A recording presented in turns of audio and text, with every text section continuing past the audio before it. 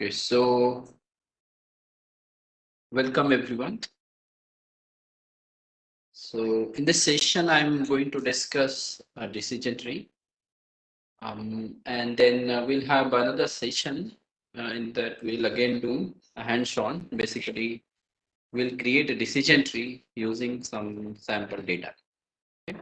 So that's the plan for these next two lectures. All right, so let's see what are the decision trees. So decision tree are primarily used for classification, but there are variants of decision tree which has been used for regression as well. Okay, so that's mostly in this lecture we'll mostly dealing with the classification problem. Yeah. So anyone here who is not familiar with what is a classification problem in machine learning?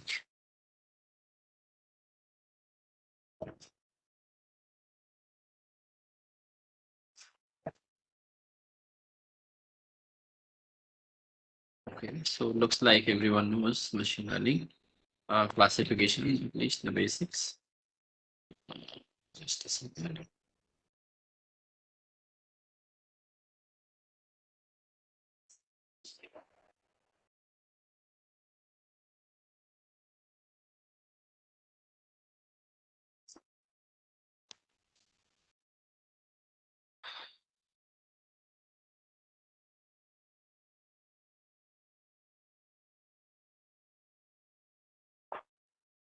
Okay.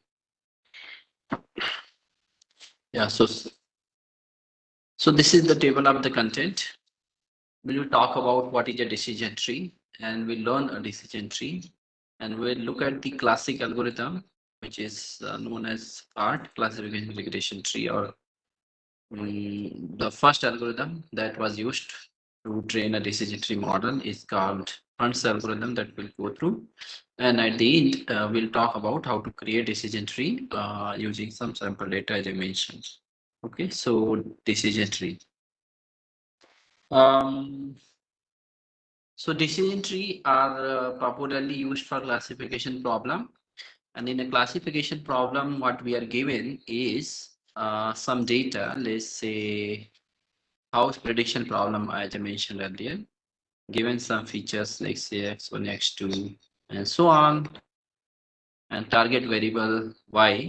In that case, it could be, let's say, it can take values between, let's say, 1 and 0, and so on. So this is a binary classification. If y takes more than 1, more than 2 discrete value, then it is a multi-class classification. Okay. So in a classification, y is a discrete variable instead of continuous, which is the case in a regression problem. Okay. So I takes a value 0 in a finite set, 0 to 1. Yes. Okay. So that's the difference between a classification problem and regression problem. In classification, y is discrete. In a regression, y is continuous value, real value. Okay. So if you want to use a decision tree to classify data of this type, so the tree looks like this. Okay. So decision tree is a tree structured hierarchy of rules. Okay. So it is based on decision. We call them as a decision rules, and these rules are encoded in the nodes of the tree. Okay, so if you look at on your screen, we have this tree. Okay, so this is a decision tree created for classifying between two species, mammals and non-mammals. Okay, so starting with the root node, the first node in this tree is called root. So those who don't know what is a decision tree, so it's similar to natural tree. Okay, but it just written upside down. The root is at the top and leaves are in the bottom. Okay, so first node is called root node, and this node has actually some attribute, some feature that is tested. Okay, so in a decision tree, each node contains some decision rule. Okay, so here in the first node, we have this body temperature, and then from each node is coming the branches. So this is called left branch, this is called right branch, and like body temperature of a species is, let's say, warm, we go to the left. If it is cold, we go to the right. Okay. And then when you go to the left, we have another node. This is called internal node. In the internal node, we have the attribute gives birth. Okay, if it gives birth, we go to the left, otherwise we go to the right. We further branch out. Okay, and then we have these nodes as a leaf node. Leaf node contain the classification labels. This Y category. Okay. For example, mammals can be encoded as 1, non-mammals can be encoded as 0. Okay. So, so given a test example, okay, test example, a new species, let's say, comes up, and you want to know whether it's a mammal or not. So just based on two attribute testing, you can classify this new species whether it's a mammal or not. Okay. So if let's say new species feature you measured, let's say body temperature using thermometer and whether it gives a birth or not. If the body temperature is warm, you go to the left and then you see whether it gives birth or not. If it gives birth, you classify it as a mammal, otherwise non-mammal. Okay, so that's how you use a decision tree to classify. And these are the so this nomenclature or terminology which I explained that you should remember. What is a root node? What is an internal node? What are the leaf node? And what are the branches? Okay, and how we move in this tree using this if and else conditions. So those who know programming, they know what is a if else condition. If the condition in the let's say node is true, we go to the left. If it is otherwise, we go to the right. Okay, fine. Everyone see that how the decision tree model looks like. Okay, so that's how it is drawn. Okay, so the classification decisions are in the leaf node. Okay? So decision tree learning is about learning such a tree from label training data. Okay? So given some training data, you want to learn such a tree automatically. Okay? Fine. Any questions?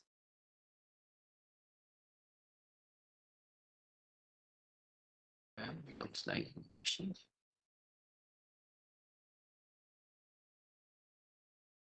Okay, so classification problem.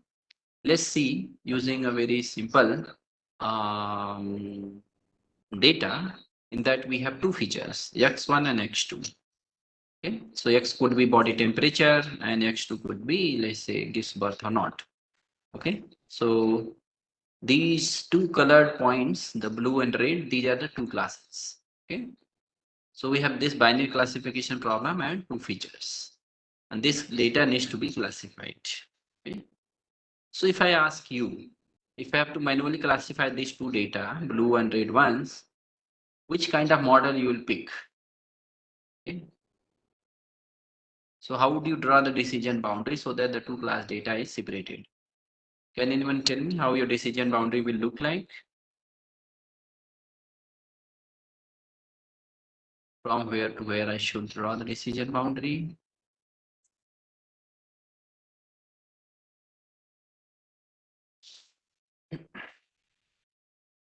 Can you use linear classifier to classify this data? Linear classifiers.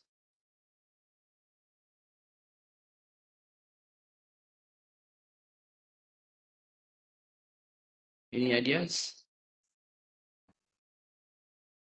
Okay, so in linear classifier, if you see, if I use linear classifier, okay, usually in a linear classifier, there is one straight line, okay, like perceptron, logistic regression, and so on.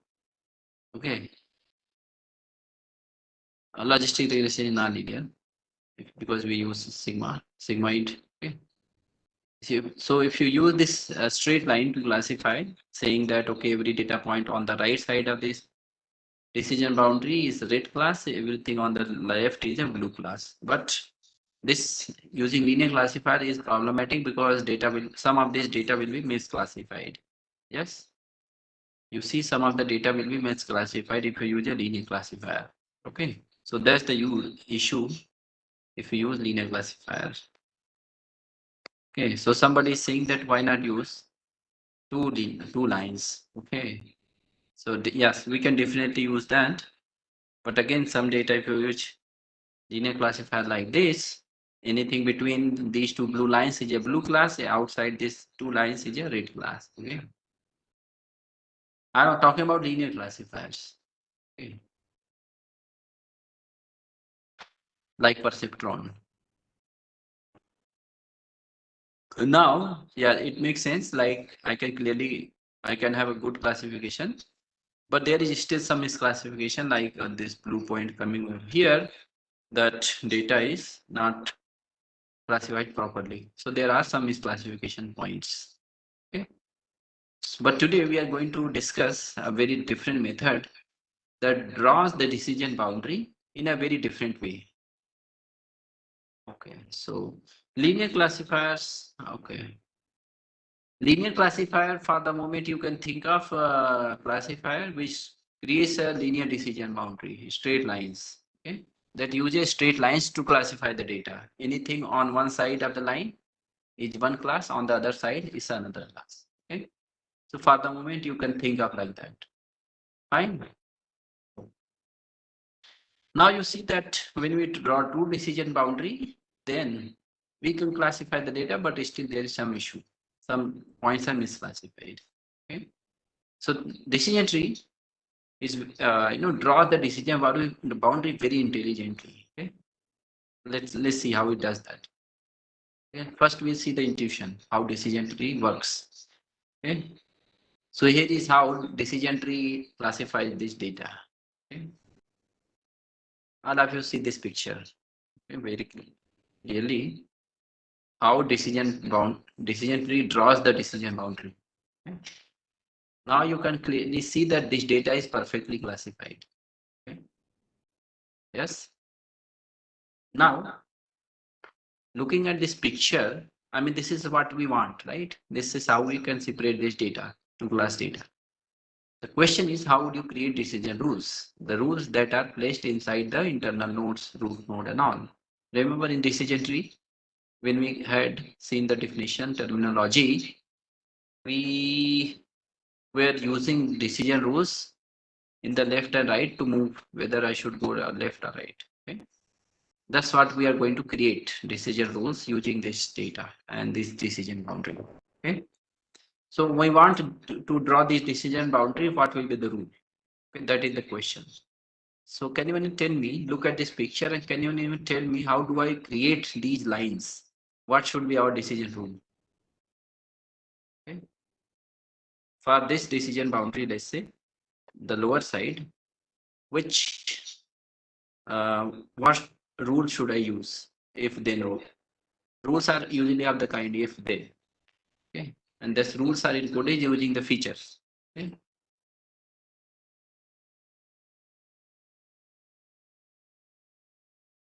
Any ideas?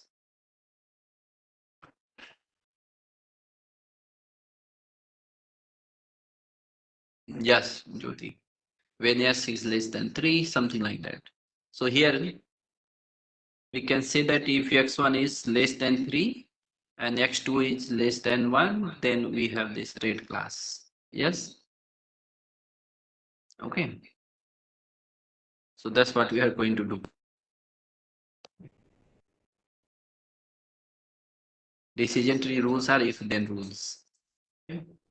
So learning a decision tree.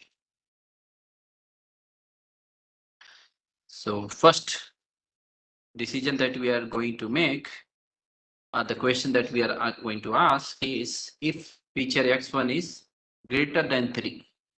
Okay. Each feature x1, first node would be something like each x1 greater than 3. If no, we go to the left. If yes, we go to the right. Okay. That's how we create rules. After that, what should I do?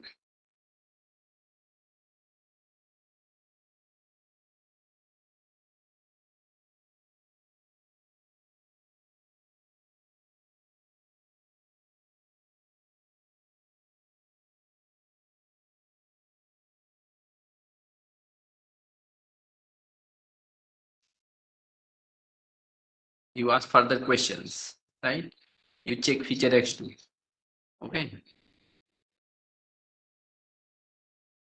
If x2 less than 1 or greater than 1, if yes, Okay. Now you see.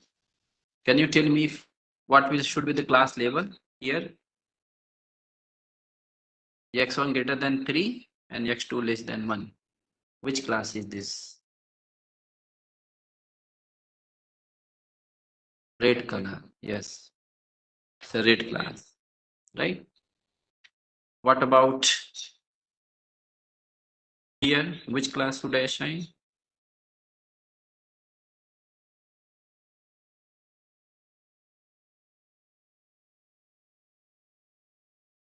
Is following? People, please comment. I hope you are looking at these values. Okay. If we are saying x1 greater than 3, no, that means we are on this side of the line and then asking further questions. X2 greater than 1 or less than 1. If x2 is here, it is yes. Okay. Then we'll say blue glass. Blue glass. Okay.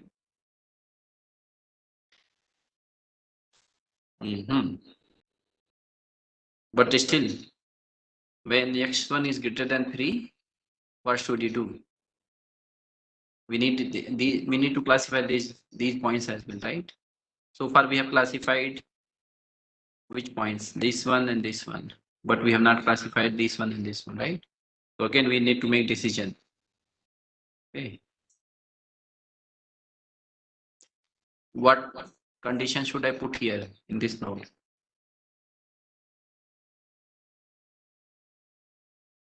Usually there is just single condition inside the node. Brahma. Okay. So here what condition we are going to put is x2, let's say greater than 3 or less than 3. Okay. No. Yes.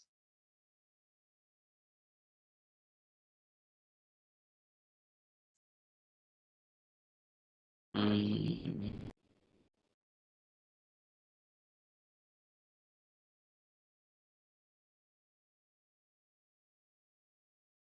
Uh, yes. It should be no. No, yes. Yeah. So after this one, x1 greater than 3 and x2 less than 3. So which class will be?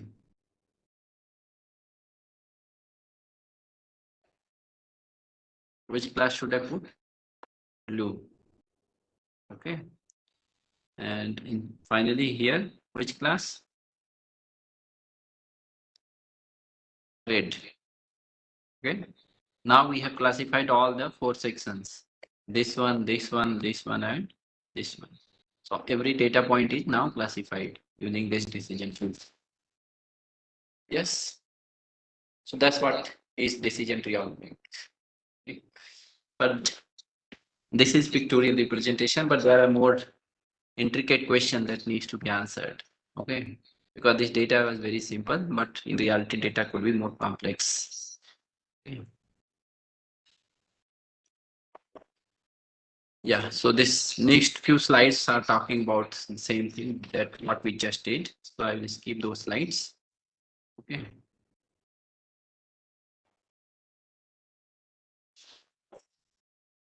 Yeah. Now you see this. This is the decision tree that is learned. Okay. So we just find out tree like this. Okay. So our tree after classification, sorry, our data after classification will look like this. Okay. This is our data after classification. So what? Look at this result very carefully and see what is happening. So these rules, decision rules in each node, what are they are doing? They are doing recursive partitioning of the training data into homogeneous regions. What is homogeneous? Means all the data points in that region will be of same class. That is homogeneous. Like all of the data blue, these ones are red, and so on. Okay, so given a new test input, we can use decision tree to predict its label. Okay, so given a test example, okay, its values features will be given x1, x2. So you need to tell what is the class. Okay. So key benefit of decision tree prediction at test time is very fast. because you are testing these if and else conditions. If greater than here, go left, otherwise go to the right. So we are just checking a few conditions. So decision tree, that's the very powerful feature of decision tree, that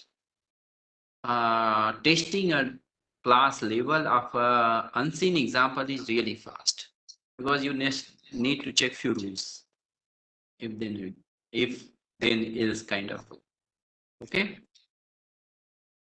so far so good. People please type yes, so that I know that you have been following so far.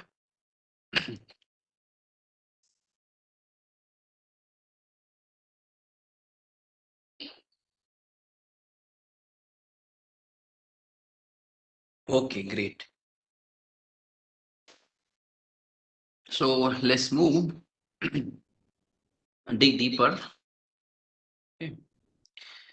So this is very popular example data called, you want to go to play tennis on a Saturday, okay, based on outside temperature, uh, outlook, humidity, wind, okay. Thus in practice, real life we do. Okay, whenever you want to make decision whether we should go to the market or to play, we you look at the weather is fine or not fine, should I take umbrella or not. It will depend on the set, whether there's a wind, there's a rain, there's a sunshine or not. Okay, so this is our sample toy data, 14 examples and 2 classes, play or no play.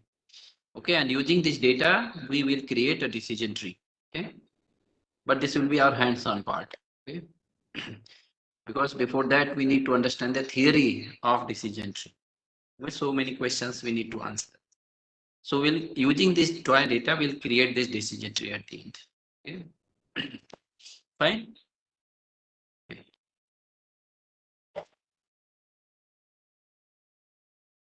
So classification and regression tree. That's what we are going to look. Okay. So when you want to create a decision tree like the one we did, we need to answer several questions. Okay. So let's see what are those questions. First question is, should the tree be binary valued or multi-valued? Okay. In our case, the tree we created is binary. That means for every node, we have 2 branches coming out. But in practice, there could be more than one branch. This is called ternary. Okay, multi-valued, four quaternary, and so on. Okay, how many branches are coming out from a node? This is a binary value or multi-valued tree. Okay, so should we use only binary valued or multi-valued? Is another question. Because when we have this feature, remember at every node we have a feature that is being tested, and this testing depends on how many values this feature is taking. So if this feature is taking only true, false, so only binary decision will be fine. Okay, if the feature is true or false, we go left or right. If the feature is taking more than one value, then every feature value will create a branch out of that node. Okay, so that's how it becomes binary valued or multi-valued. All right. Then next question that we need to answer is, which property we should set a test at a node? Which attribute should come first? I mean, the tree that we created earlier, like x2 greater than 3, we started with, I think, let's see the tree we created. Hmm. So in this tree, you look at, so our root node starts with x1 greater than 3. However, it is also possible that we can start the root node with testing x2 first. Test x2 first and then x1. So that will give you a different tree. Okay. So given the data, decision tree is not unique. Okay, you can come up with a different tree also.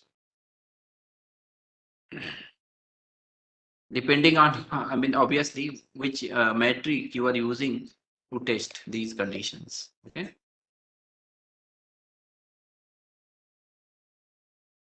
fine. So which property, which attribute should I use first, and which property should be tested next? Okay, that's the question that we'll be dealing with today most of the time. Okay, for that we would a metric called node impurity. Okay? node impurity. We'll see all those things in a little later. Next is, when should a node be declared a leaf? Okay, that means when should we stop this algorithm? Like in the previous gradient descent algorithm, we stopped after a certain number of iterations, or the gradient change is not much, then we stop. Similarly, in decision tree, when should we stop? Okay. Next question is how to do tree pruning. Like in our garden, we need to do pruning from time to time. Similarly, we need to prune this decision tree as well, okay, on a need basis. Next question that we will answer is, if a node is impure, that means node contains data from more than one class, so you cannot decide which class this particular example belong. Okay. So if a node is impure, how should the category label be assigned? What label to assign if a node contains more than one example? And how to handle the missing data? Okay, so all these questions we'll be answering one at a time. Okay, fine. So first question, should the tree be binary valued or multi-valued? Okay. So binary tree looks like this, in that every node has a two branches out of it. You can see clearly that every node, everywhere we have two branches. In the M-way tree, every decision can be represented as a M-way tree. What is that? That every node we have more than one branches. Sorry, more than two branches. Okay, so this is called M-way tree like a structure. Okay. So this usually happens when our feature takes more than two value. Okay. So that's the idea. Next is query selection and node impurity. What is it? Fundamental principle of simplicity. Let's understand that. Okay. So we want to obtain simple compact tree with few nodes. Okay. We want to create tree which are simpler and compact. Compact means they are not too deep. Because more number of nodes or more the depth of the tree is, more time it will take to classify a given test sample. Okay, so we want a simple decision tree. We don't want complicated tree. Okay, so our goal is to seek a query, means the decision rule T, at a node S to make the descendants node as pure as possible. What does it mean? That when we go to lower levels in the tree, the node should have example from one class only. Okay. Remember, we cannot classify a given example based on partial test. Partial test means testing just few conditions. We cannot make decisions. Sometimes we have to test all the conditions. Okay, so the idea is that when we create decision tree, the descendant node. What is descendant node here? So for example, for this particular node, so these are called descendant nodes. These are descendant because they are directly connected to the parent node color equal to yellow. Okay, fine. Okay, so our goal is to create nodes such that descendant node, children nodes have examples from, I mean, from single class. So we call such a node as pure class, pure nodes, because they contain example from one class only. So remember, so the intuition of this whole thing is this. All the examples, remember in our training data, let's say we may have 100 examples or 10,000 examples, right? So when we move in the tree left or right, we partition our samples into smaller ones.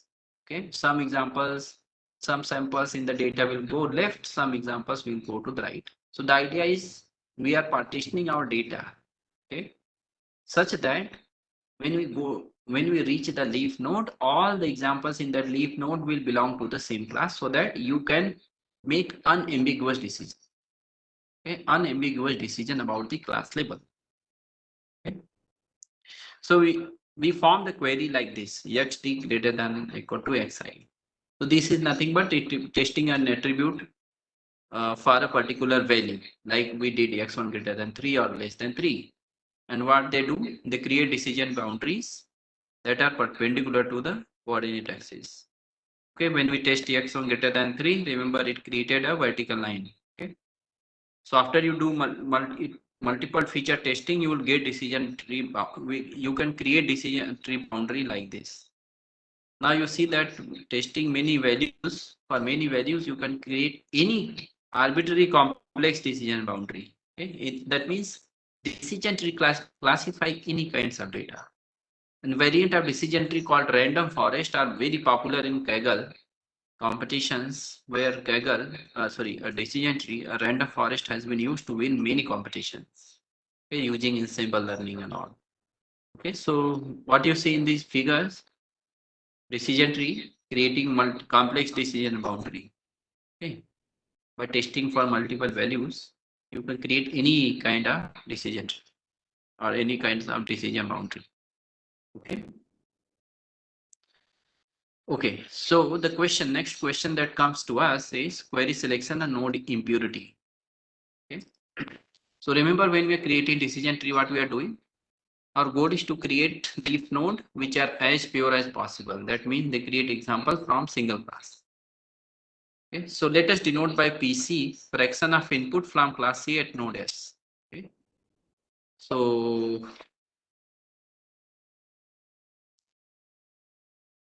we are at node S, and in that we have PC, which is nothing but fraction of total input examples samples from a particular class C. Like we are at node S, this node has 3 positive class and 7 negative class. Okay, so P positive would be 3 and P negative would be 7. So that's what it is saying. Okay. All right, let me ask this question. How many of you are still with me? Are not lost? Okay. Anyone here who is lost and it doesn't make sense to them at all? Or who are following? Okay, Dr. Kalai Priya is lost. Anyone else? Okay, Dr. Monica last. What found? Who is following? Now struggling to follow. Okay. Mm-hmm. I see. Who else? 3 people are okay. Anyone else? To whom is this is making sense? Okay. All right. Maybe we can do first hands-on and then we'll go to the theory. How about that? Let us create the decision tree first and then look at the theory. Okay. Yes. I think that will make sense. So what you need to remember, you look at this entropy formula. Okay. How many of you know entropy? How many of you know entropy? Just type +1 or something.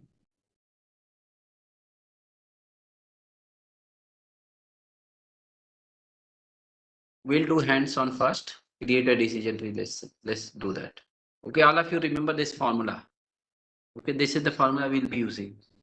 This is nothing but probability. Okay. And we'll see how to calculate this probability. Okay. And after that, we'll come back. So I'm going directly to the hands-on.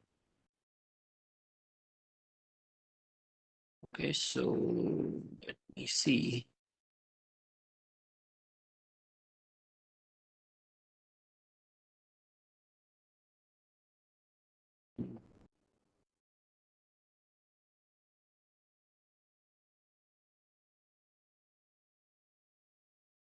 Mhm.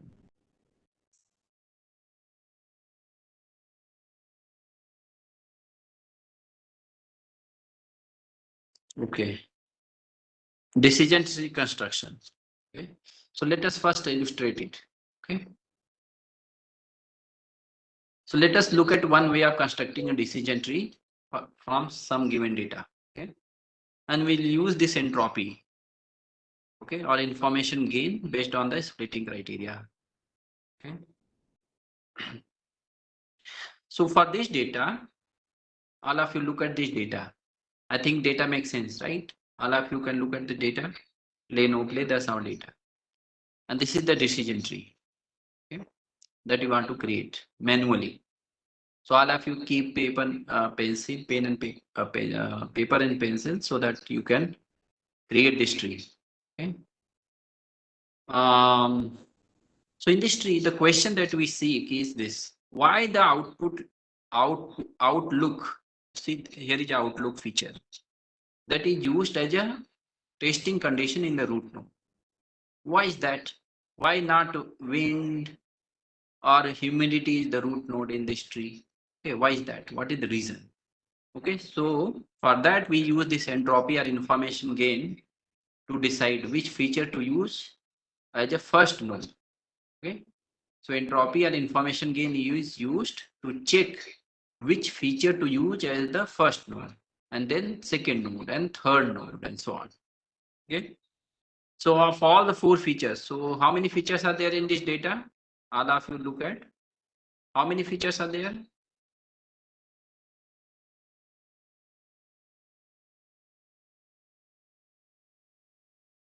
Okay, great. Uh-huh. Mm. Jyoti is saying six features. Where are you seeing these six features? Gitanjali is saying three features. Okay. Guys, see, though everyone is now confused. Features are the actually. So this is not day is not feature. This is your serial number. Okay. You can think of that. This is serial number or example number, sample number. Okay. That's not feature. So features are this one to this ones. Okay. Outlook is first feature, temperature is second, humidity is third, and wind is fourth.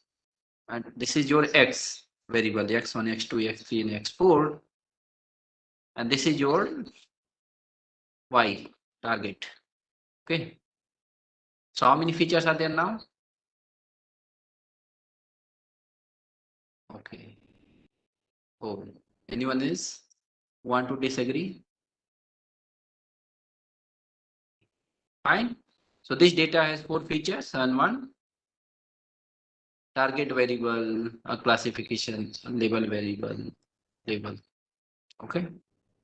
Now the question that we want to answer is why Outlook is the first node in the tree?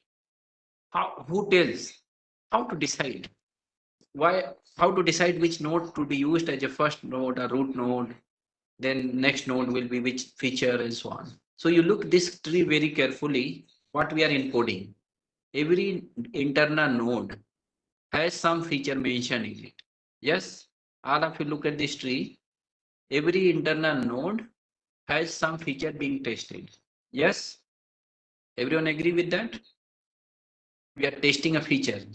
Like we are testing Outlook is sunny, go to the left. Outlook is overcast, go to the middle. Outlook is rain, go to the right. Okay. So we are testing features. Okay, everywhere it's the same. Here testing we are testing humidity. Here we are testing wind. Okay. The only question that we need to answer is at a particular level. This is called level in the tree. First level, second level, and third level. So this is hierarchy. So in the first level hierarchy, which feature should I use? Second level, which feature should I use, and so on. Okay, and there is single equation that you need to remember. Yeah. So temperature is not there. That's a good question because we have not drawn the complete tree. You can go ahead and further create, more nodes in the tree, but we have stopped here. So that is called pruning. Okay, we have pruned this tree. We have not grown the tree fully. Okay, so it's up to us when to stop. We have stopped early. You can go ahead and also include temperature as well, but we have stopped here. Okay, fine. So that's the reason. In program, we'll do that.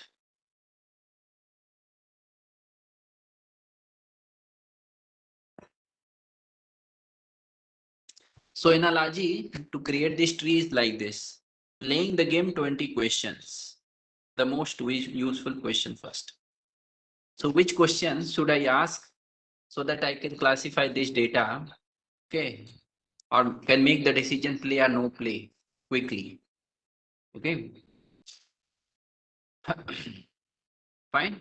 So now that's what the decision why outlook is the first node in the tree will be doing some calculation. Okay. For that we'll use the formula of entropy. Okay. I think we entropy thing we study in physics 10 plus 2. Okay. So it's the same thing, same formula mathematically, at least I would say. Okay. So all of you remember entropy formula of a set S or random variable S of entropy of a random variable S is this one, summation PC log PC. Okay. PC is what? Fraction of input from a particular class. Okay. So just to illustrate the point here, look at this thing. Pictorially look at this picture. So on your screen art, we have two figures. Okay. In the figure on left, see the way classification is being done. So we have 4 blue and 4 red examples.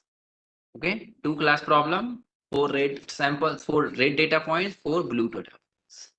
So this in this classification, see the way we are doing classification, half of the data is split like this on the left and half of the data is split like this. Okay. And in this one, we do splitting like this. Look at these two figure and tell me which one is better split. Which one can be used to classify the data? The left one or right one?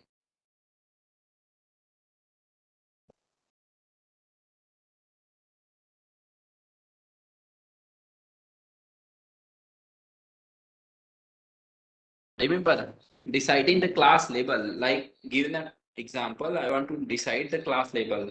Like, should I give the red class label or blue class label? Okay.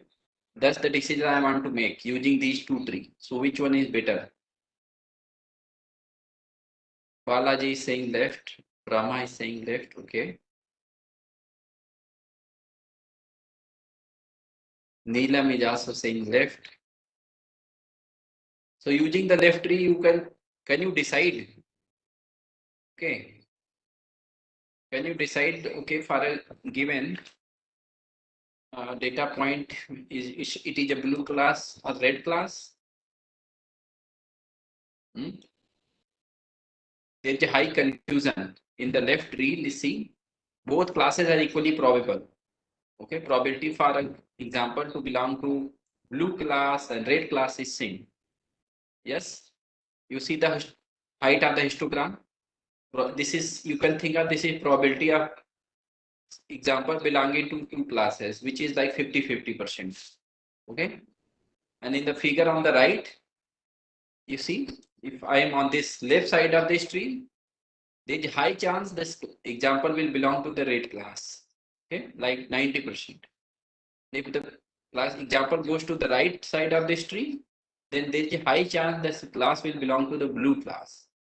Okay, so this tree clearly gives the class label, blue label or red label.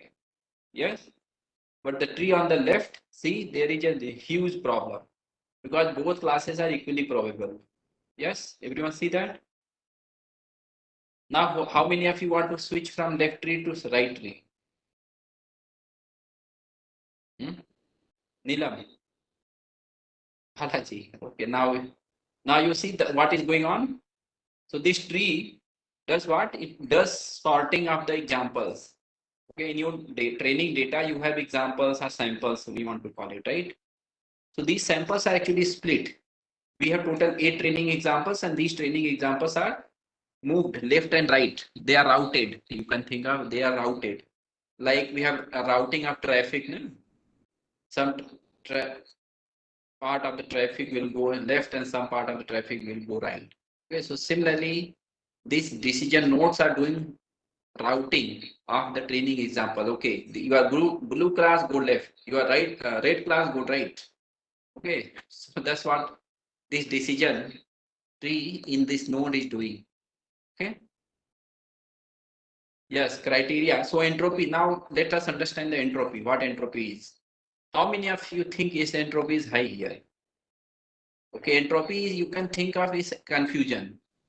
In which tree you have more confusion to assign the class label? Left tree or right tree? Left tree is more confusion because both classes are equally likely. Yes, I cannot decide which class should I assign. But in the right tree, there is a more chance, high chance, in the left branch for the example to belong to red, and in the right branch, high chance for blue class. Okay, so we want to have a node which has low entropy. So we'll choose a node which has minimum entropy. That's the essence of decision tree. Okay, or in anything that reduces entropy or Gini index or whatever. So there are many criteria to split a node using Gini index and entropy and so on. So that's what we do. We calculate entropy and choose the node that has least entropy. Okay. Yeah, left has a high entropy because there is a lot of confusion. I cannot decide which class label should I assign, red or blue. Okay, but you see here, I can clearly assign. Yes, everybody see that? Okay, so that's what theory was saying. Okay, entropy of a node, something like that. Hmm. Okay, now is it making sense? Okay, so we had total 8 examples here, and we split these examples 4 here and 4 here. But the way we split the example, it created confusion, more confusion. Okay, but in this case, less confusion because splitting is better here. It's like 3 red points came here and only one blue, and on this side 3 blue and 1 red came. Okay, so this was partitioning the data. How you partition the data is important. Okay, and partition the data in such a way that entropy is minimized. Okay, all right, so let's go and let's teach math, little bit math, not much but a very small. Okay, so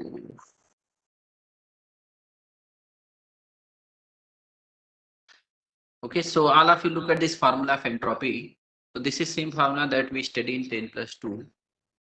Okay, and let me explain it. Okay, um, let's say let's say if I ask you to calculate the entropy of this node, HS. This, let us call this root S. What is the entropy of this node? Okay, what is the entropy of this node? Okay, HS. The way we calculate is like this. We do minus, and then you see there's a this thing PC log PC. And what is PC? It's nothing but fraction of examples. Okay, so if I ask you what is the fraction of red examples in this total training examples, can you tell me what is the fraction of red examples?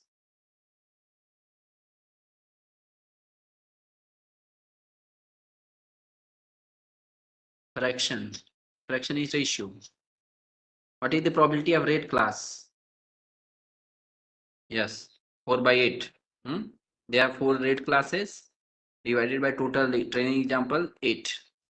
In 8 examples, we have 4 red class, and then we do log 4 by 8. Okay. Then you see there is a summation in this formula. Summation is over every classes. See, summation is over each class. So how many classes we have in this case? How many classes? 2.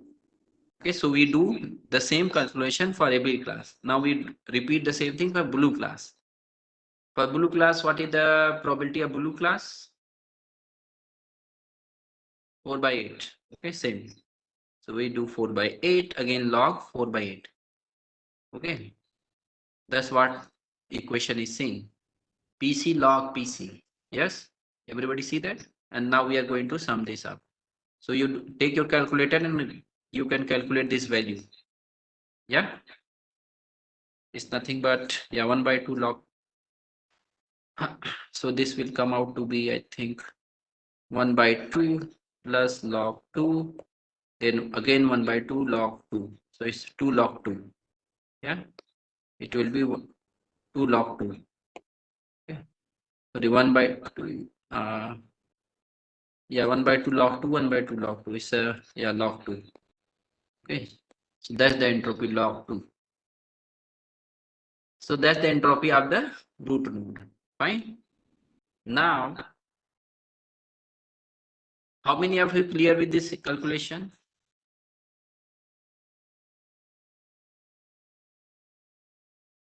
Type yes. Those whose head was spinning like 10 minutes back can comment on. Okay, great. No more head spinning. All right. Okay, now what we are going to do is we will calculate the information gain. That means, should I split my node next to the next level or not? That means, after this node, I calculated the entropy. Should I further branch out from this node or not? And if I branch out, what is the best way? How should I branch out? Okay. So there's a metric called information gain that is used to make this decision. So we look at the difference in the entropy before and after the split. What was the entropy before the split? That is HS. And what is the entropy after the split? So what we do, we split our node into like this or maybe like this. And this is your entropy of the left subtree. So yeah, so these are called, this is left subtree, this is right subtree. Okay, so we calculate the entropy of left subtree, right subtree, and we multiply these values with fractions.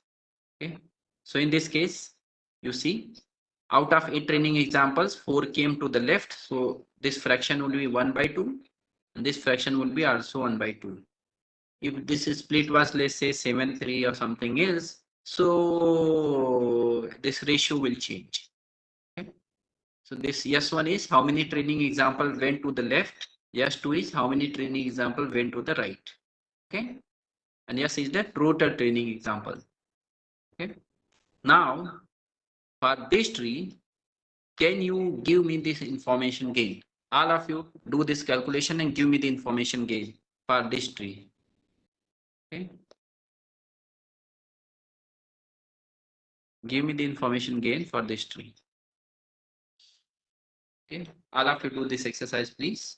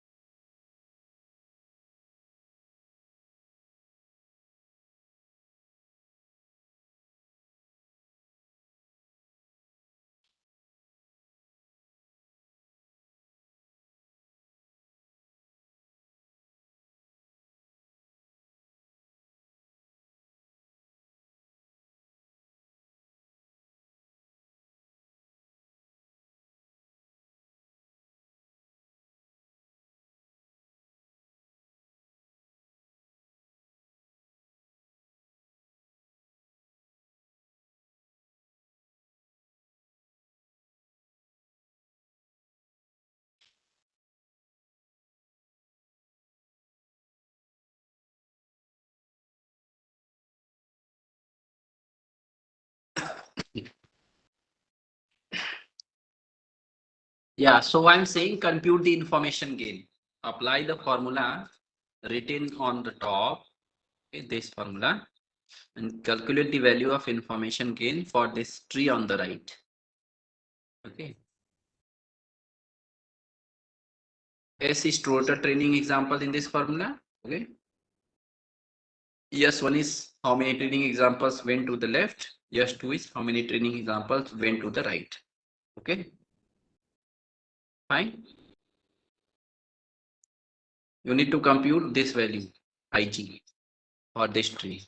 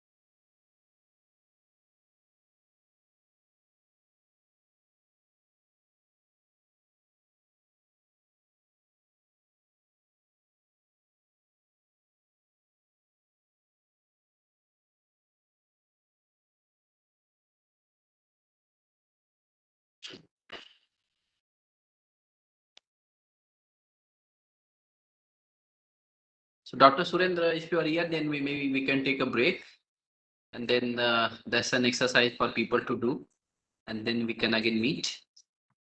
Okay, sir. Sure. Okay.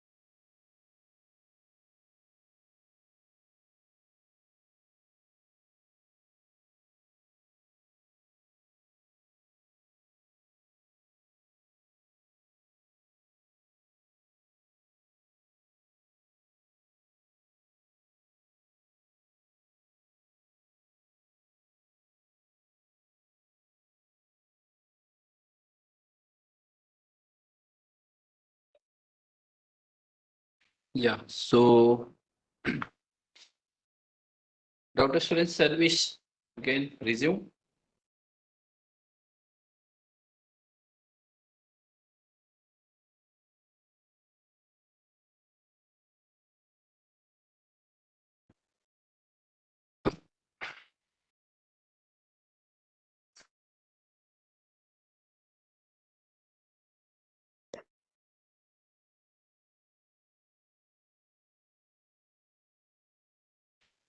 Okay. So, anyone got any answer?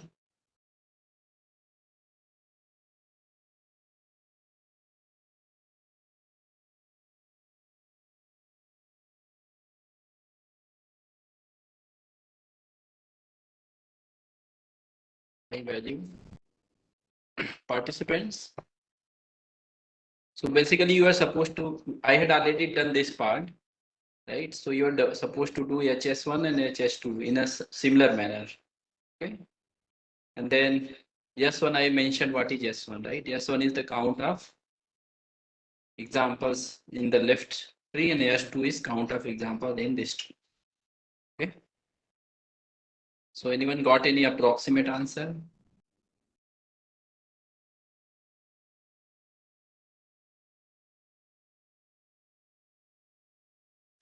See, the thing is that this is hands-on. So unless you do it right, so how do you find understand, right? So I hope you will try this after the session. Okay. Okay, HS1 you got 0.81. Okay, very good. How about HS2?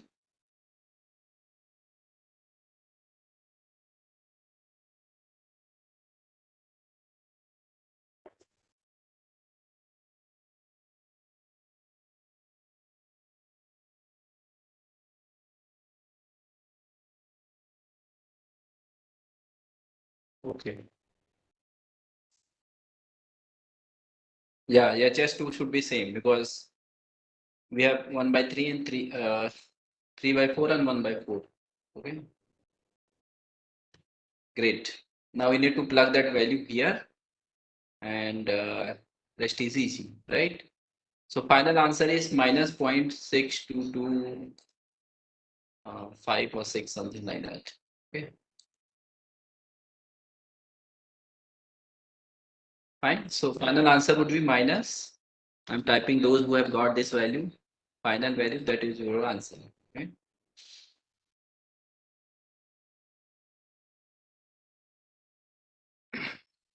Anyone here who is not able to follow this part? What is going on? Okay. Neelam found minus 0.62. Very good. Anyone else?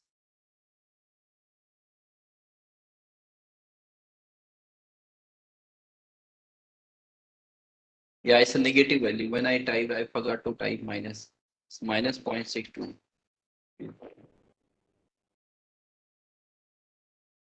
Okay, great. So let's move on.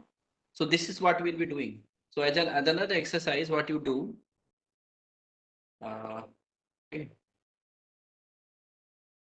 we had calculated HS1. What you need to do is calculate. I'm inserting. So this is your expression. Let me write this expression for you. HS1 equal to, uh, sorry, information gain. HS1 is again 1 by 2 log 1 by 2 minus 1 by 2 log 1 by 2. This is the entropy of the root node. Okay. How about HS1? HS1 is, remember in our tree, what we have in the left subtree, we have 3 by 4 probability for red class, 1 by 4 probability for blue class, right? That's what we are going to use. Minus 3 by 4 log 3 by 4 minus 1 by 4 for blue class log 1 by 4, right? How about HS2? In the HS2 means entropy of right subtree which is this one. In this one again we have 1 by 3 and 3 by 4, 1 by 4 and 3 by 4, right? So again we'll have this kind of thing, 1 by 4 log 1 by 4 minus 3 by 4 log 3 by 4. Okay, I hope everyone is clear at this point. Anyone here who is not clear what is going on? People please type S so that I see. Okay. Okay, now information gain would be IG. Okay, IG, if you see, this is nothing but you see, we need to, so this value comes out to be nothing but log 2, right? And this value and this value is same. Okay, so we can make 2 times of this whole thing, right? So we need to use log 2, then minus, then we need to do 1 by 2. Remember, in this formula you see, we need to have S1 by S. S1 is count of training example going in the left subtree. So we have 4 divided by 8. So 1 by 2. Okay. So we can say 4 by 8. HS1. HS1 is nothing but this part. I can say star minus again 4 by 8. Okay. And in the bracket, this stita bracket, this square thing you need to put. Okay. And if you simplify this, you'll get 0.622. Okay, fine.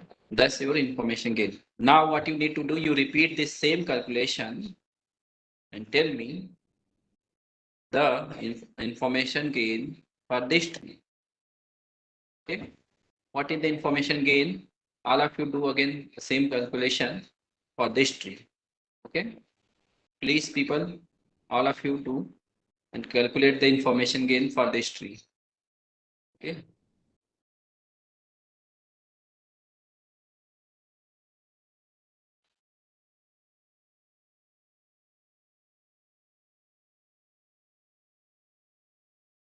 And we'll choose the tree which has highest information gain. Okay, highest information gain.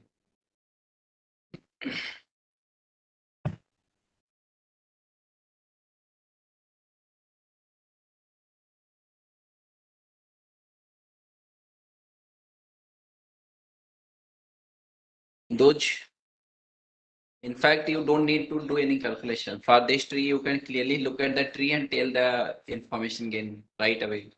What is the entropy of the root node in this left subtree? Anyone? What is the entropy for the root?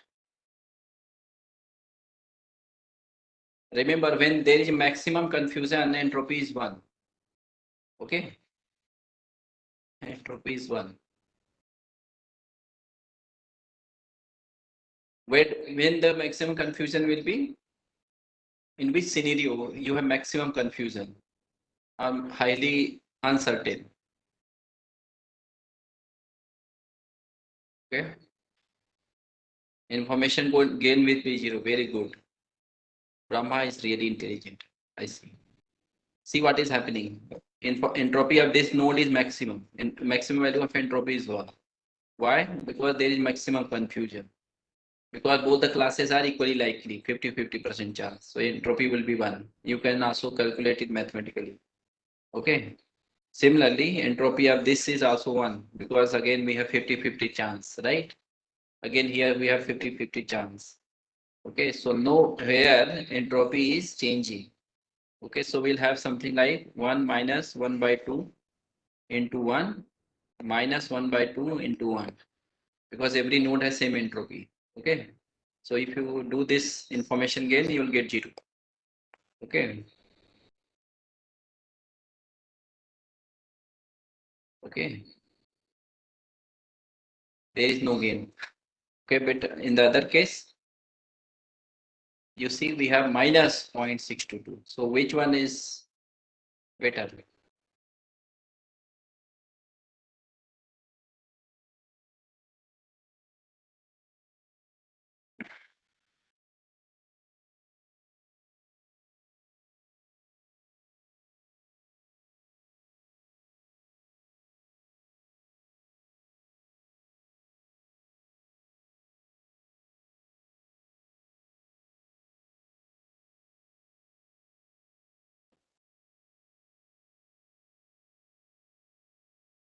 Okay, so we'll choose the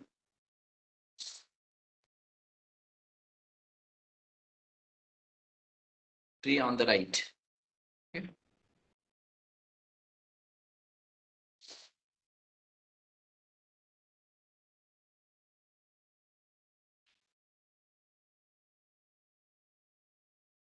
Okay.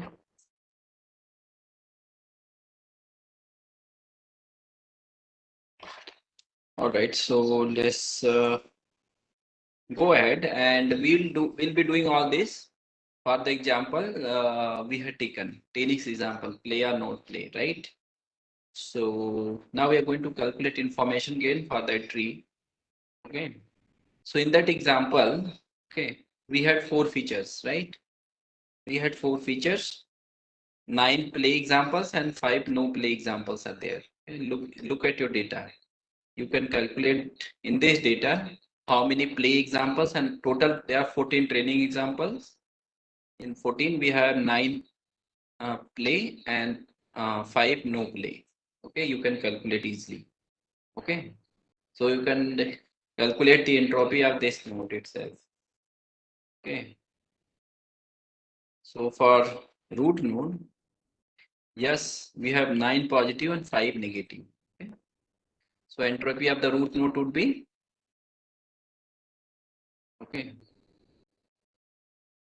So all of you actually should do this calculation. Okay, so these calculations are there on this slide, but just for one level. Second level, I will ask you to do. Okay, so entropy of the root node.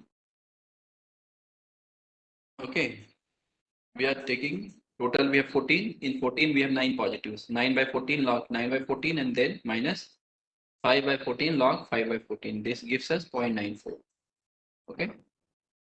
Then we are looking for, let us, can we use? So the question we are asking is, can we use this wind as the root node? Okay. So we have four features: outlook, temperature, humidity, wind. We don't know which feature to use as a root node. So we are testing each feature. So we are going to test each feature and compute the this information gain. Okay. All right. So now since you already know,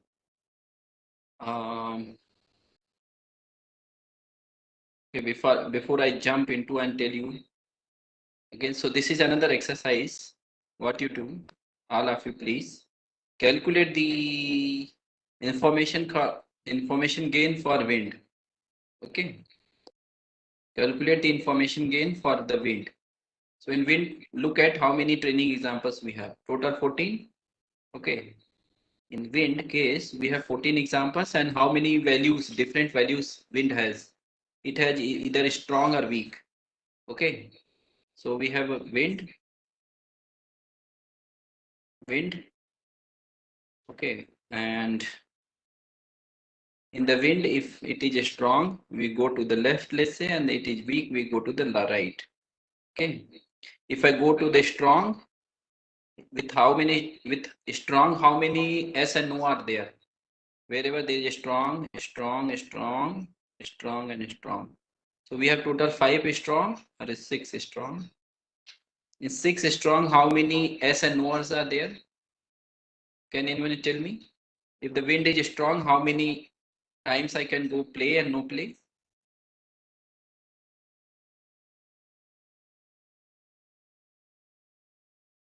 I think 3 plus and 3 minus are there.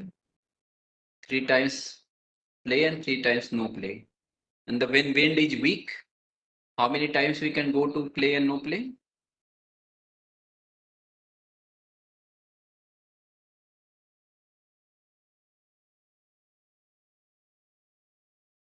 I think there are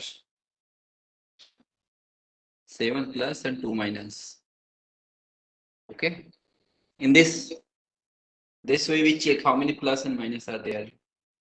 Okay, somebody got 4. I don't know how.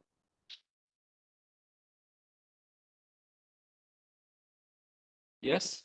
Anyone had any confusion how we got these values? 3 plus 3 minus, 7 plus 2 minus. I think there is something wrong. 6. Just a second. There should be 6 plus.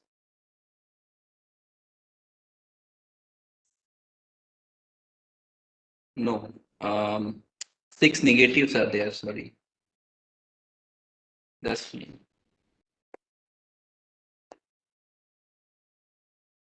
When the wind is weak, how many times we are not going to play? 1, 2. Okay.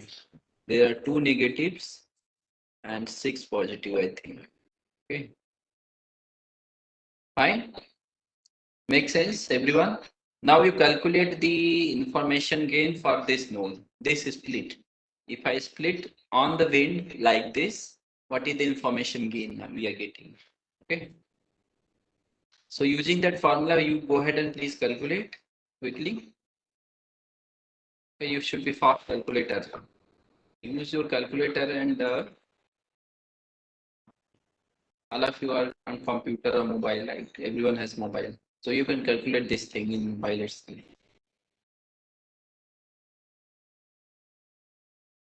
Okay, and tell me the value you are getting. Information gain for wind. Similarly, anyway, so I think there are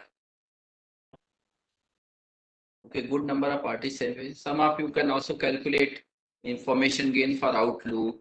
Some of you can let's say some of you can calculate information gain for temperature. Okay, somebody can do it for humidity. So I'll ask what is the value you are getting. So those having their names from A to H. Okay, very good, Neelam. So those whose names start with A to H, they can do for Outlook. Whose names start with I goes to P, they can do temperature and so on.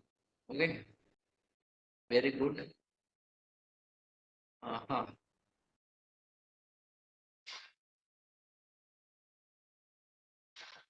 Temperature, Neelam is saying 0.029.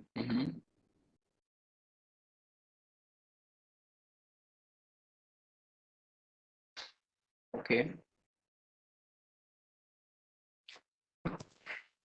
Now you see what is we are doing. Na? For every feature, what we are doing, we are computing the information gain. Okay. And we choose the feature which gives the maximum information gain. That's the plan. Okay. Now I'm switching back to my calculation. Okay. So here is what you should get. Okay. For wind, information gain is 0.048. For outlook is 246. Okay. And for humidity is 0.15 and temperature it is 0.029. Okay. So you look at the information gain for 4 features and the maximum gain we are getting for the outlook. Everyone see that? Please. Yeah. You see that outlook gives the maximum information gain. That is the reason we choose this guy. We choose this feature as the first root node in the tree. Okay. Fine. So that is the reason we choose outlook as the first feature. Okay. And the front, there we go to the sunny overcast train. So in the next level, what we'll do, let me wipe this off.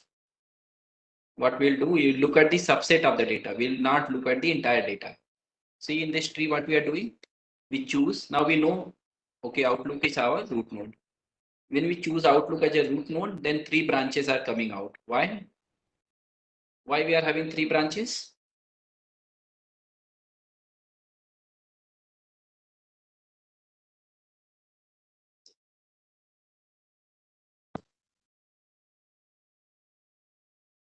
Because outlook has 3 possibilities, right? Outlook, see, there are 3 possible values: sunny, overcast, and rain. So that's why 3 branches are there. Okay. Sunny, overcast, rain. Okay. Now, next question again we'll repeat. I am in the second level. Which node, which feature, remaining feature I should test? Remaining feature means temperature, humidity, wind. So in the next level, which feature should I use to test? Okay. So you have to do again similar calculation for for reduced data. What is reduced data? Basically, first you filter out your training data wherever outlook is sunny. Okay, so we are going to take out these rows wherever sunny is there. So we look at only this row, this row, this row, this row, and this row, 5 rows. Okay, so we'll filter out this training data and look at only these rows or these training samples. And in that training sample, we'll count how many plus and minus are there. This, and this. So how many plus we have? Yes. Okay, we have 3 minus and 2 plus. Okay, that would be entropy of the root node. Okay, means HS, temperature. If I am using temperature, then HS is 3 minus and 2 plus. Then in the temperature, let's say I'm going to calculate information gain for temperature for these reduced training samples. This is what is the partitioning of the data is. Now we are looking at it, not the entire data, but only the training samples that correspond to the sunny feature. Okay, feature value. Okay, now you see if I use temperature, I don't know. So we'll go ahead and look at the how many hot, mild, cool, mild. Okay, so okay, so we go ahead and calculate the similar information gain using our formula. Okay, so in this case we have hot, mild, and cool. Okay, so we have to do HS minus HS is nothing but you calculate the entropy of this root node 3 minus 2 plus. Okay, that is coming from this one, and we are going to split based on the temperature. So what is the if temperature used as the here node, then what will happen? Is this going to increase my information gain or not? HS minus, let's say how many hot we have. 1, 2, 2 hot. Corresponding to 2 hot, how many plus and minus we have? We have 2 plus and no minus. Sorry, 2 minus and no plus. Okay, so it would be like 100%. Okay, 1 or out of 5. Um, okay, so it's cluttering actually. Lot of clutter is happening. Okay. So basically, let me, where is my slide? So can anyone, yeah, yeah, you can go ahead and calculate this thing, information gain for temperature for this reduced training sample, right? So out of 5, okay, ratio would be, we have 2 hot going there, right? So it would be, it's more complicated now. Actually, I have to do calculation somewhere is, otherwise it will be like cluttered. Okay. So idea is that you repeat the same equation for this node. Okay. So where temperature, okay, like I did this split, 2 plus and 3 minus. Now these 5 examples will be routed. These 5 examples will be routed along 3 branches. Okay. So these branches will look like this. Let me show you. So we have 3 plus, 2 minus. So we have this hot. Then we have, I think, mild. Then we have cool. Okay. When we have hot, how many plus and minus we have? You can count, right? I think we have 0. Yes. Both are negative. 0 plus, right? You can go ahead. Yeah, both are hot and no, and is corresponding to no. Okay. How about mild? We have two mild and one is S, one is no. Okay. One is plus, one is minus. And when we have pooled, how many plus and minus we have? We have just one plus and no minus. Okay. One plus and no minus. Okay, so using this data, can you calculate the information gain? Okay. Information gain is nothing but entropy of this node and entropy of these nodes. Okay. So in this formula, it would be entropy of, let's say, call this node S. This is node A, B, C. Okay, so H of A, sorry, H of S, gain of this temperature would be Ig equal to Hs minus how many out of 5? We have 2, 2 over 5, H of A minus, again we have 2 out of 5, 2 over 5, H of B minus how many we have 1 by 5, H of C. Okay, so you calculate entropy of each of these nodes, put these values in this formula, that will be your Ig for temperature. Okay, and similarly you repeat this thing for all the features, humidity and wind, then you will see that wind, or sorry, humidity has the highest information gain. Okay, so I'm not doing that calculation, that you can do later in the offline. Okay, basically the idea is the same, you use the same formula and repeat. Okay, so where we are, I hope it is all making sense. Anyone has any doubt, please ask, so that you take the most out of this lecture. Anyone has any confusion?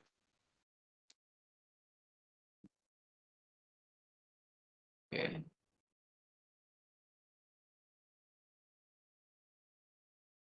Any confusion? In anyone who is lost? Okay. Okay, great. Great. Yeah, your words are encouraging when you say that you don't have any confusion. Okay.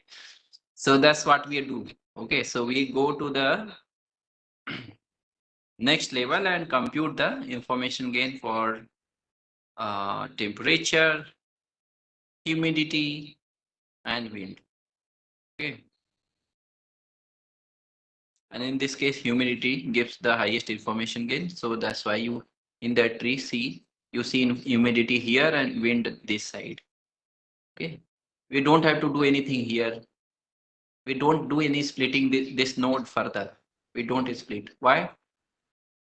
You see there is no leaf node attached after this node. Why is that?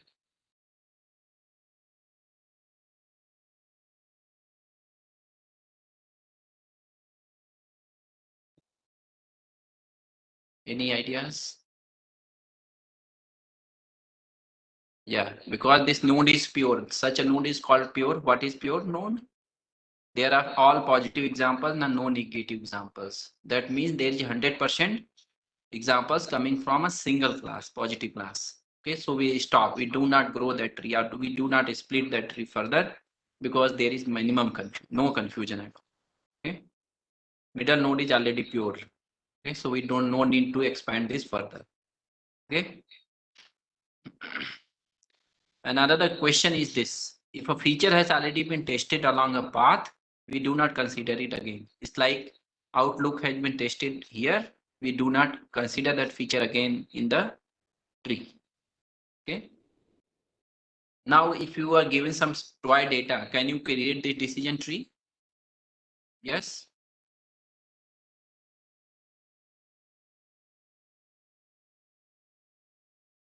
Okay. I don't see anyone typing or anyone agreeing. Yeah, great. I appreciate that.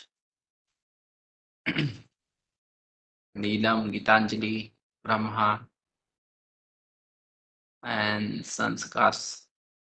What's your name? Sankar San. Okay.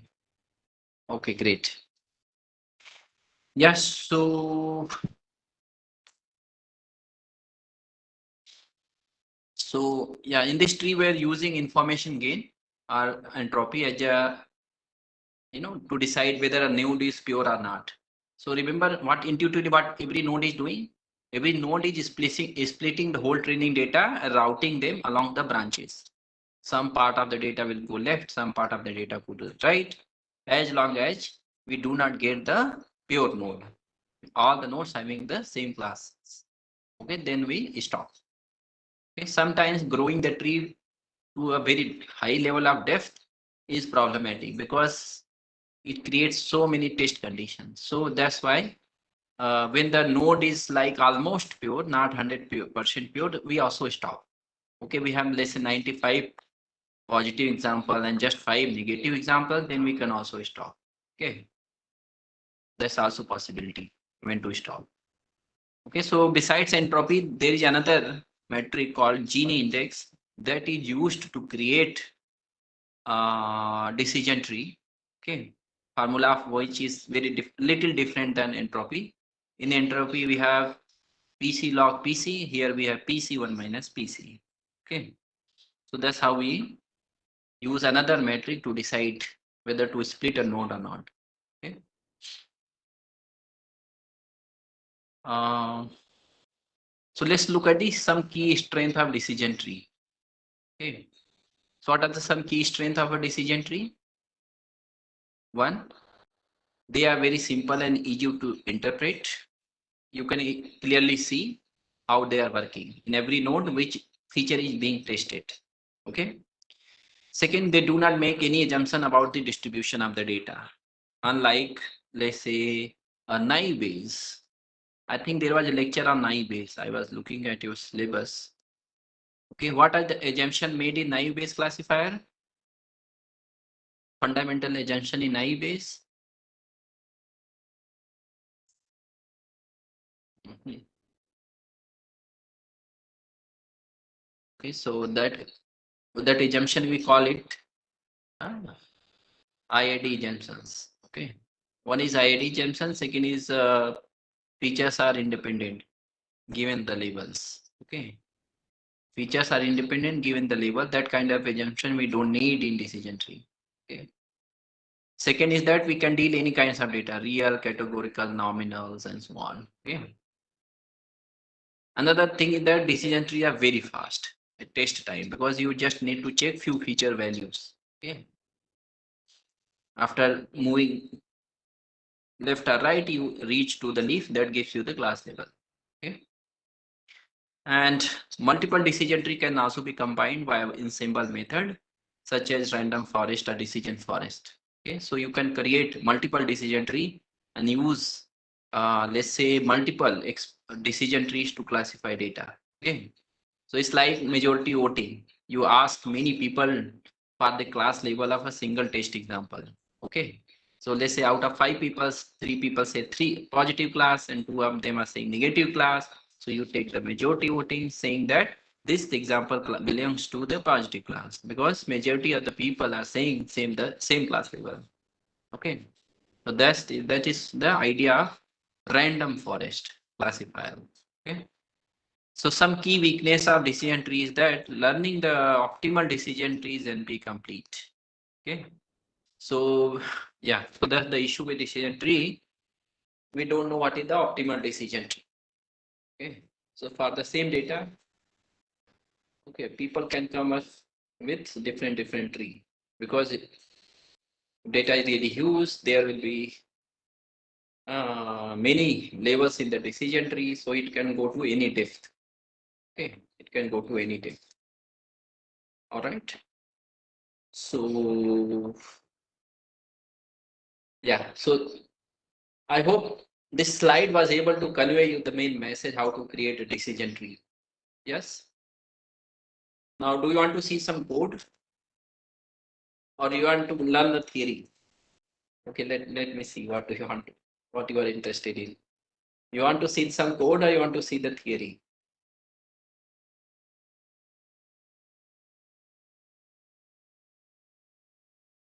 Okay, both. I see. Given time, I think we can cover much of it. So theory is same, what we just discussed. Okay, let me see how much theory I have left. Okay. So I think the slide will make sense now. Okay. So these are the, so this is the thing we are talking about. How to select a node. Whether I should split my node or not. So there are many matrices that can be used to decide the node impurity. Okay, node impurity is zero when all the input at the node are same class. For example, leaf node. Leaf node impurity is zero because all the example belong to the same class. So leaf node is the purest node, but intermediate nodes are not because they contain more than one class examples. So these node impurity measures are used to decide how impure the node is. Okay, like you just did entropy formula. We calculated entropy, right? Similarly, you can also use gene impurity, the formula of which is like this. Okay, or misclassification impurity. So any of these metric you can use. Okay, fine. All right.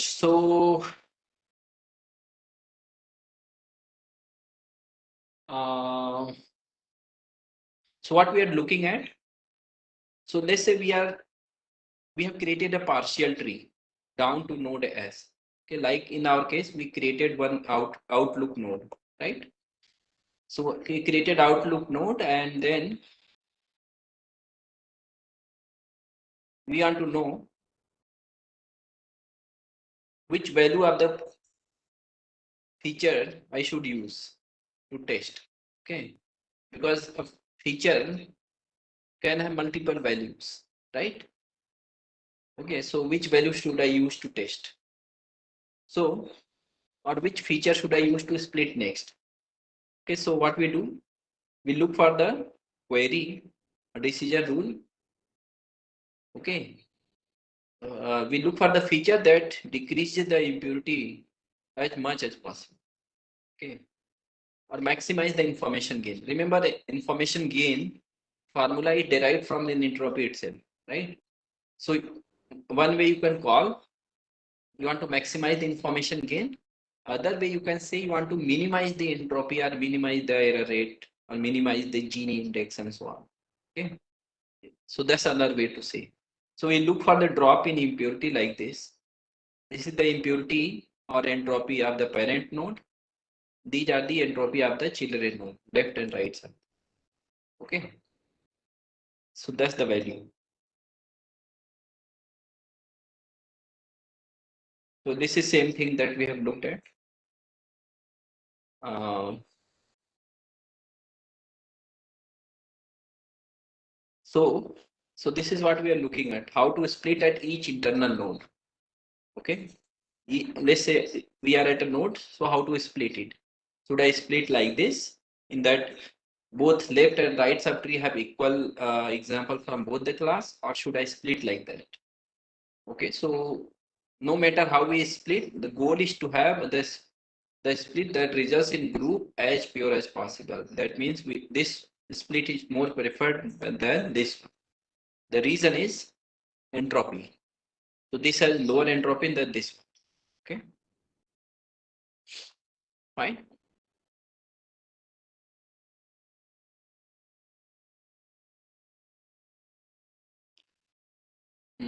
There are a few more things, but let us look at the stopping condition.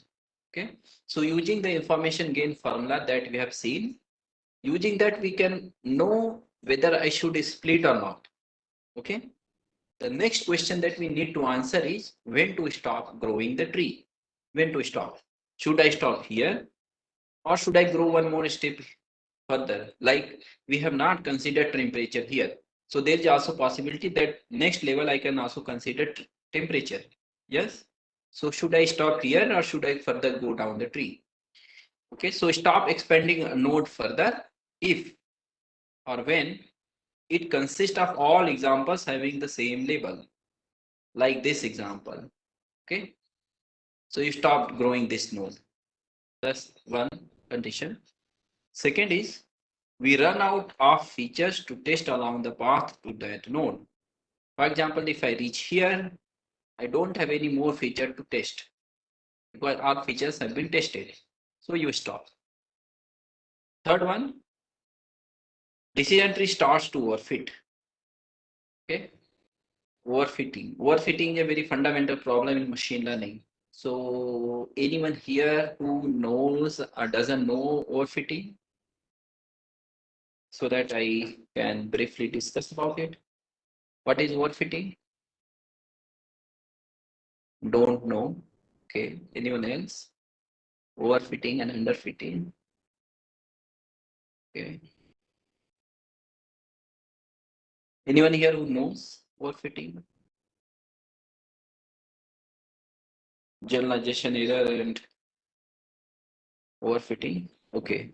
So let me briefly tell you this. Yeah. So overfitting is the problem with machine learning models.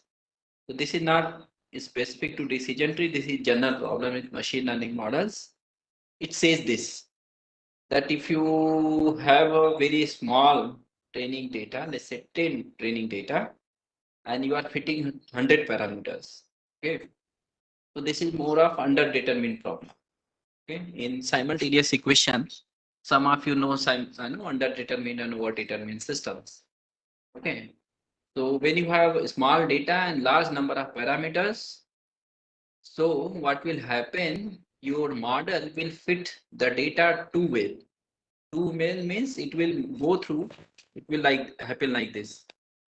Let's say we have this is your training data. Okay.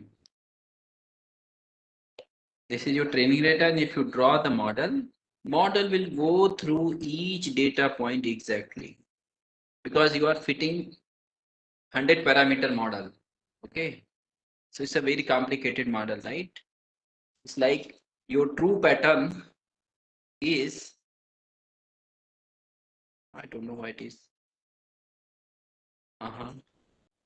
True pattern is, let's say, linear, but you are using a very complicated polynomial. So what will happen? Polynomial will go through each data point like this.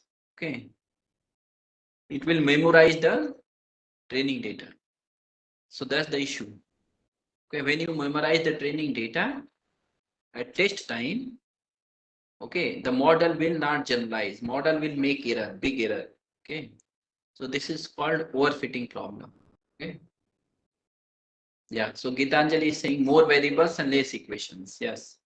When you have less equations means less data and more variables means more unknowns. Okay, so this is the situation.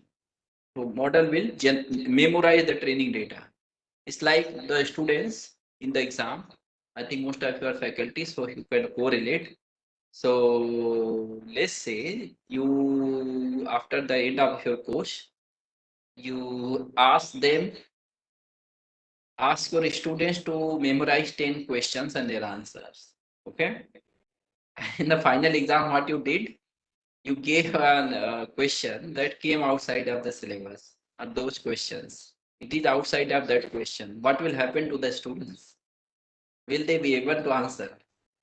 Okay, because students were convinced that the teacher will not give question outside of those 10 questions. Okay, so they will memorize only them, those 10 questions, and will not learn outside that. Okay, so when you give a 11th question that is outside of that, they will not able to answer that question. Yes. So that is the overfitting problem. Okay. Because you memorize your 10 questions and do not generalize. Okay. And contrary to this one is called over underfitting problem. Okay. Underfitting means just opposite. Okay. Your true function, true distribution of the data is, let's say, second degree polynomial, and you are fitting a linear model. Okay. Very simple model to fit a complicated curve. Okay, then again there is an issue. Okay, it will not work well. Okay. So this is, yeah, decision tree starts to overfit easily. Okay. And this can be checked by monitoring the validation set accuracy.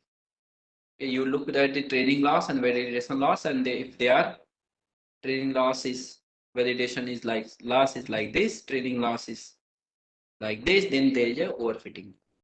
Okay? Overfitting. So what we want a decision tree that is not too big. Too big tree means you have fitted the decision tree too well. It will not generalize. So you prune them. Okay, you prune them. So sometimes we do post pruning and early stopping. What is that? It's like you grow the tree. Post pruning is that you let the tree grow completely and then prune it, make them shorter. The early stopping is that you stop, do not grow the tree completely. Okay, so you can follow any of this approach while creating the decision tree. Okay, there are more other things, more advanced things, so I will not talk about that. Okay, so that's a decision. Now you know what to do in the internal node and when to stop. Okay, finally the consideration of the leaf node comes in. Okay, we started with root node, then internal node, when to stop, and finally leaf node that we need to deal with. Okay, so these are the only 3, 4 things in a decision tree: root node, internal node, leaf node, and when to stop. So what to do in the leaf node? Okay, goal is to make predictions. Some options for you are there. One, make a constant prediction for every test input reaching to that leaf node. Okay, I can do constant prediction. If all the examples belongs to the same class, let's say in this node, all the example belongs to the positive class. So I'm damn sure that all the any test example reaching here will belong to the positive class. Yes, but it is also possible after pruning we are left in the internal node only. So internal node will have few, let's say 95% positive and 5 negative. So this is mix. So which class should I assign to my data? So you do this majority voting or averaging. Many options are there. Okay. Or you can also do nearest neighbor based prediction. Okay. So there are many options for you. Okay. You can basically use also a machine learning model to using training inputs that belong to that leaf node. You can use all the training examples at this node to classify the class label of that particular test example coming to this node also. So lot of, you can make it more complicated. So don't worry about that. Okay. Yeah, so lot of things are there. So let us now quickly see the code. Okay, so I had prepared. I'll share my screen somewhere else. Okay, so that you can see. uh, okay, I hope my screen is visible.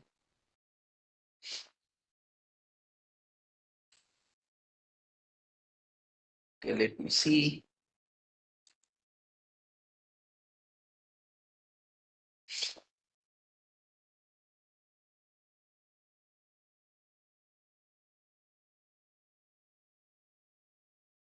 Okay, so in this, what I have is same data that was there in the slide. Okay, outlook, temperature, humidity, and wind, and play.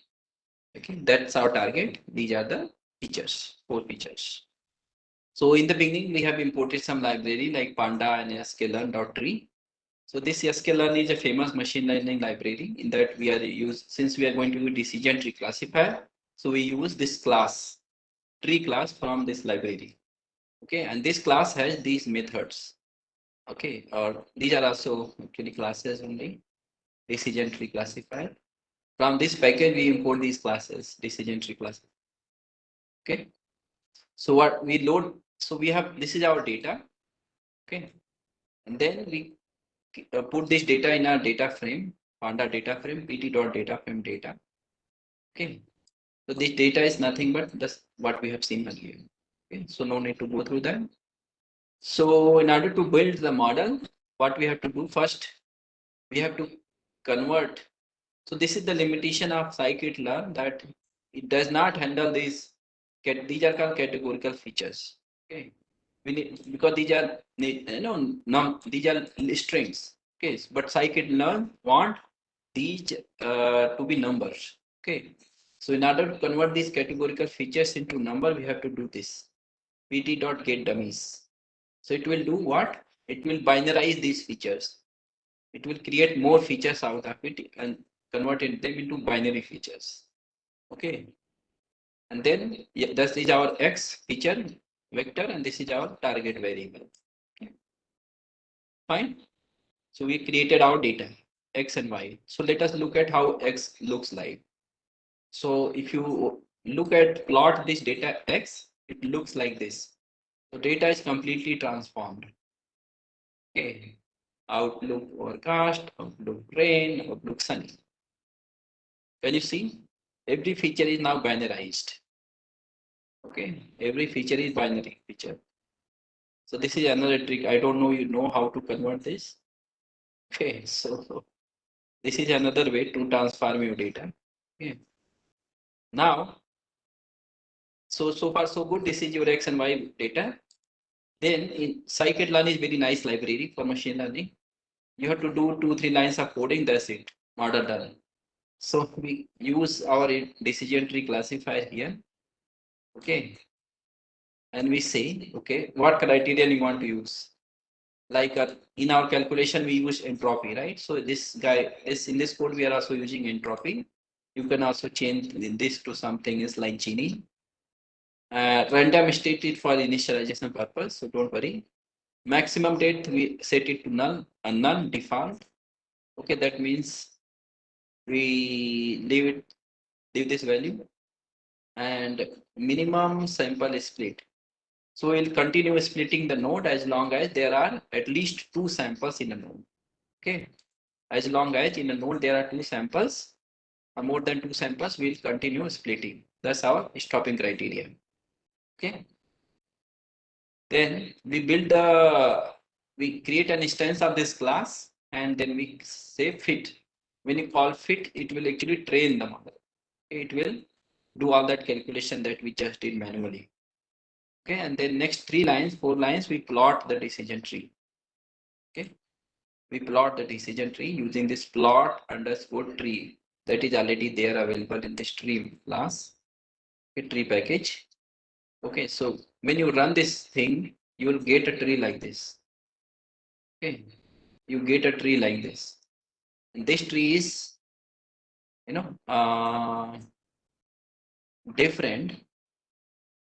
different from the one we created. Okay, this tree is different from the one we created. So here the root node is Outlook. This is again Outlook only, Outlook overcast. Okay, so can you tell me why this is happening? We got a very different tree.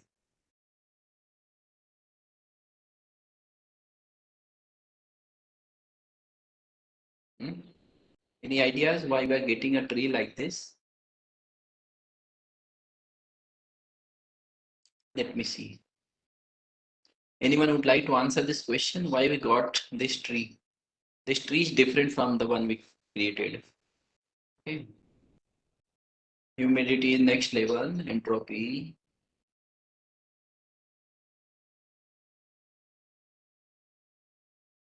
Okay, so what is happening is this. In this tree, remember our data that we are creating the decision trees for this data, because we transform our data into categorical binary features. So essentially, decision tree scikit-learn uses this data to create the tree. Now you see the features are different now. Okay, so features have been transformed. So that's why if you use this transform data to create a decision tree, I think this feature has the highest information gain. So that's why this tree you see comes at it as a root node. Entropy is 0.94, samples 14, value 59. Okay, so that's why you see this node, this feature as a node here. Okay. Similarly, you can continue use this data to create this tree. Calculation is not wrong. It's just that because of this transformation or the limitation of the library, it gets a different tree. Okay. Actually, in scikit-learn, you cannot have ternary branches, 3 branches or 4 branches. Okay, so you have to use a different library to create a decision tree like we did in the slide. Okay. Another, so these are the leaf node. This one, this one, this one. These are leaf node. And you see in this all the leaf node, okay, they are pure. So you see, we have 3 positive class and 0 other class. In this one, we have 0, 1 first class and one is another one sample from other class. Okay. So that's why your entropy is 0 here because this is pure node. This is also pure node. This is also pure node. This is also pure. This is also pure. Okay. But internal node, these are the internal node you see, they are not pure. Okay. We have 4 and 1 class. 4 example from one class, 1 example from other. This is not pure. So that's why entropy is not 0. It is high, close to 1, right? Okay. Fine. So that's how you do decision tree creation in scikit-learn. So with that, I stop here and take any questions if you have.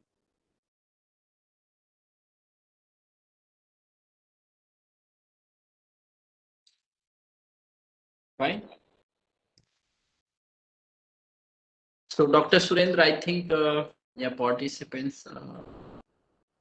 Yeah, so I will share these things with Dr. Surendra, so you can go through it and do the examples which I have mentioned, so that you understand these bit in more detail. If you do it on your own. Sure, sir. Yes, sir. So, For this one, the book is data mining. Participants are asking for this part decision tree. Book is data mining techniques by Bipin Kumar. Okay, this is well-known book in data mining community. So participants can use that. Okay, thank you. okay. Thank you, sir. Thank you very much for taking almost continue 4 hours. Little 1 hour break in between the session. So